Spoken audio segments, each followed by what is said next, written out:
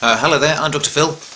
Today we're going to be talking about female cosmetic surgery of the genitals, commonly known as the designer vagina, although often it has nothing to do with the vagina at all.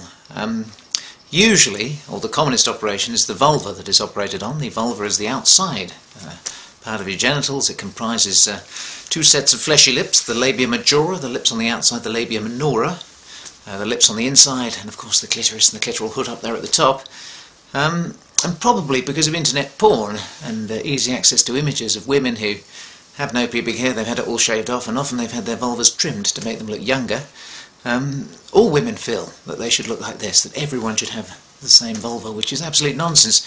Naturally, some women will have inner lips that are hang down slightly over the outer lips. Sometimes it's the other way around.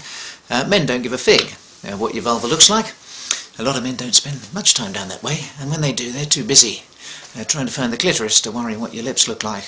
So usually it's an insecurity that is pretty much unfounded, and probably the first thing to do if you're worried about your appearance of your labia is to go and see a doctor. Could be a female doctor, possibly a male gynecologist, but someone who's seen a lot of vulvas and seen the variety of them in shapes and sizes, who can usually reassure you things are absolutely normal. Just occasionally people have very protuberant labia, and they opt to have a little bit shaved off, trimmed off. It's quite a complex operation. You want it to be done by somebody who knows what they're doing. It might be a gynecologist, might be a plastic surgeon.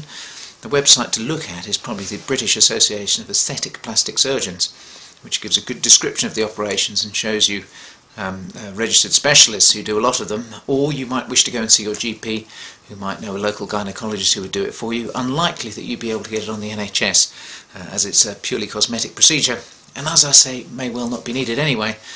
Just occasionally people have a bit of fat injected into their outer labia to plump them up a bit and make them look a bit younger, and again I think probably completely unnecessary.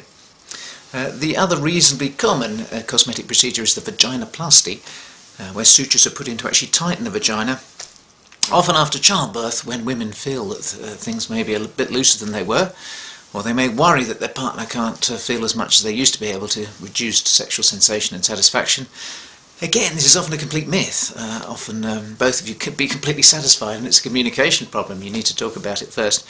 And usually surgery isn't needed. And again, if you decide you want another opinion, you need to go and see someone who does a lot of these procedures, has seen a lot of vaginas, and can give you some advice as to whether you really need it. And if you do, we'll pretty much ensure you'll get a good result. Often ask, good idea to ask for before and after photos. Here are some pictures before and after, just to see the kind of cosmetic change that you might be striving for and what might be achievable.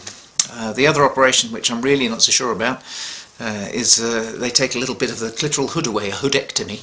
Your clitoris sits under a little bit of a hood, and some people feel they might get more sexual sensation if the clitoris was more exposed.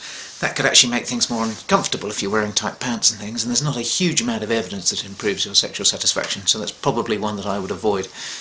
But as I say, most of it probably unnecessary. Most of it can be sorted out with good communication and reassurance from a doctor who's seen lots of genitals.